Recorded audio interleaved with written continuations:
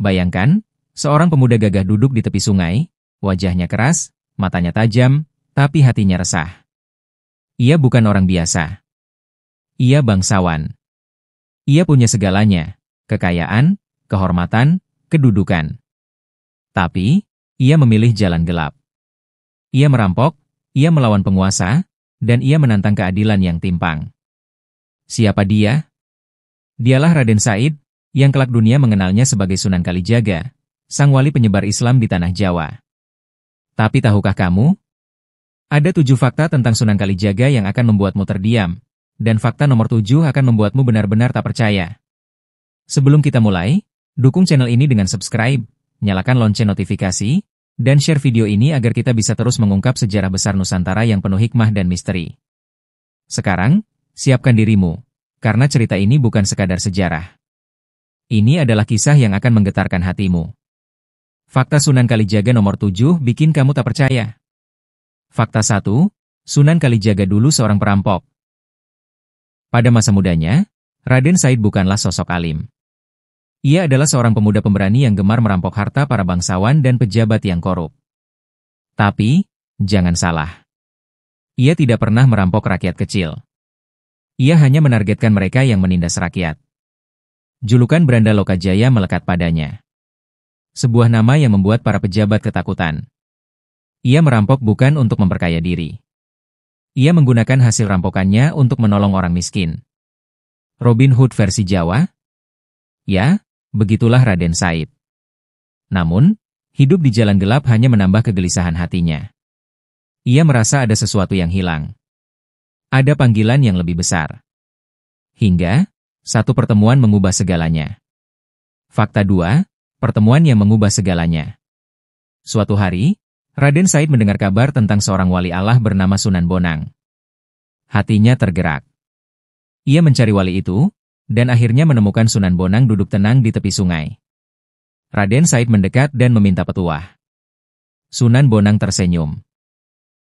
Ia tidak memberi ceramah panjang. Ia hanya menancapkan tongkatnya ke sungai dan berkata, "Jika kau bisa menunggu tongkat ini berlumut, barulah aku akan mengajarkan ilmu sejati." Raden Said mengira ini hanya ujian sebentar. Tapi, berhari-hari ia menunggu. Berbulan-bulan. Bertahun-tahun. Hingga tongkat itu benar-benar berlumut.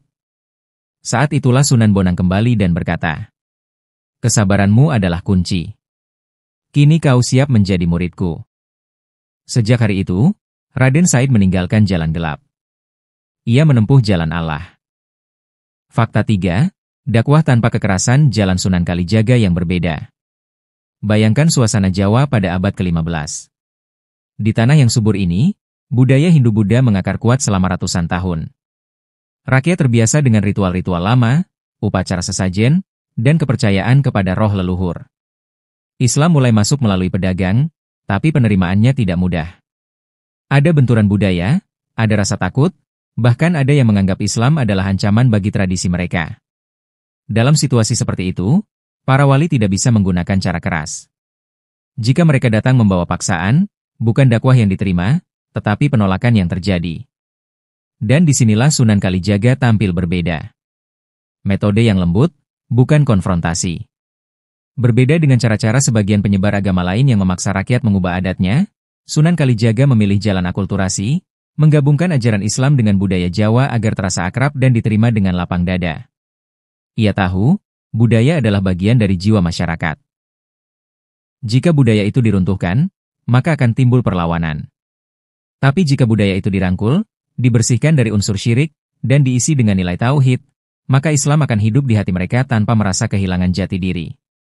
Strategi yang jenius. Sunan Kalijaga memahami betul bahwa rakyat Jawa sangat mencintai kesenian, wayang, gamelan, tembang, dan upacara adat. Semua ini menjadi sarana dakwah yang ia manfaatkan. Ia tidak memusuhi wayang, ia memodifikasinya. Ia tidak melarang gamelan, ia memasukkan syair Islami dalam gending-gendingnya. Contohnya, dalam pertunjukan wayang, ia mengajarkan nilai tauhid. Tokoh-tokoh seperti Arjuna, Bima, dan Pandawa diberi pesan moral yang sesuai ajaran Islam. Bahkan lakon-lakon tertentu diberi makna baru.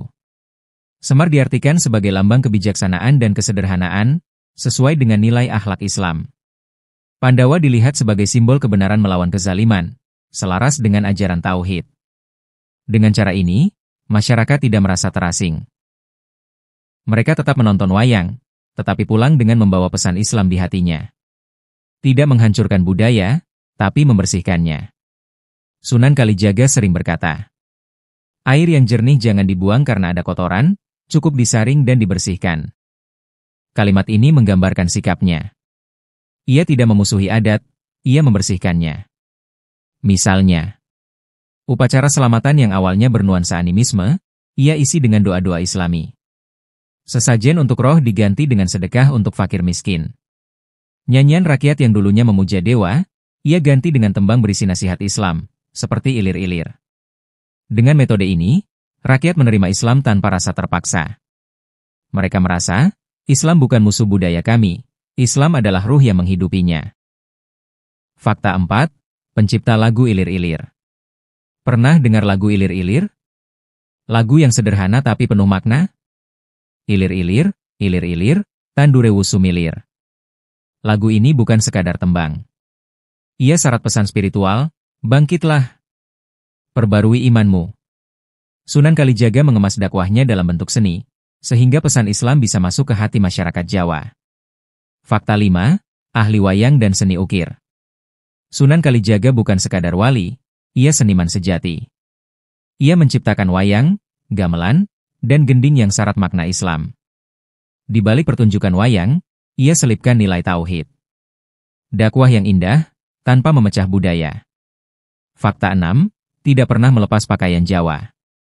Meski sudah menjadi wali, Sunan Kalijaga tetap berpakaian seperti orang Jawa. Ia tidak mengganti sorban dan gamis. Mengapa?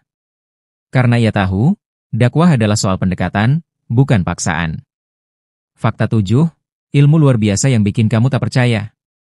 Inilah yang membuat banyak orang terdiam. Konon, Sunan Kalijaga memiliki ilmu kasampurnan sejati. Ia bisa berpuasa selama bertahun-tahun tanpa makan dan minum. Ia bisa bersemedi berbulan-bulan di tepi sungai, hingga tubuhnya ditumbuhi lumut. Orang-orang percaya, ia memiliki ilmu kawaskitan, kemampuan melihat masa depan. Ada manuskrip kuno yang menyebut, ia bisa menghilang, bahkan berjalan di atas air. Namun, Sunan Kalijaga tak pernah menyombongkan diri. Baginya, ilmu bukan untuk pamer, tapi untuk mendekatkan diri pada Allah. Penutup dan kesimpulan. Sahabat sejarah, dari perjalanan panjang Sunan Kalijaga, kita belajar satu hal yang sangat penting. Dakwah bukan sekadar mengajarkan, tapi menyentuh hati. Dari seorang pemuda yang tersesat, ia berubah menjadi wali besar yang membawa Islam dengan penuh kelembutan, seni, dan kebijaksanaan. Ia tidak memaksa, ia merangkul. Ia tidak menghancurkan, ia memurnikan. Dan berkat caranya yang penuh cinta, Islam bisa berakar kuat di tanah Jawa tanpa peperangan, tanpa pertumpahan darah.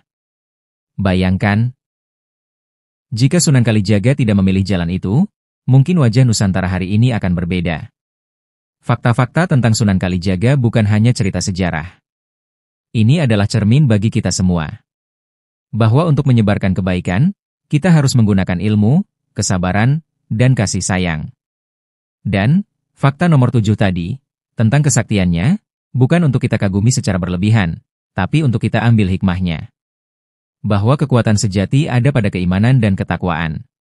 Kalau kamu suka kisah ini dan ingin terus mendengar sejarah-sejarah Nusantara yang penuh hikmah dan misteri, jangan lupa tekan tombol like sekarang juga. Klik subscribe dan nyalakan lonceng notifikasinya, agar kamu tidak ketinggalan kisah menarik lainnya. Dan, share video ini ke teman-temanmu supaya kita sama-sama belajar, sama-sama bangga dengan warisan budaya dan sejarah bangsa kita. Sampai jumpa di cerita selanjutnya, karena sejarah bukan hanya masa lalu, tapi cermin untuk masa depan kita.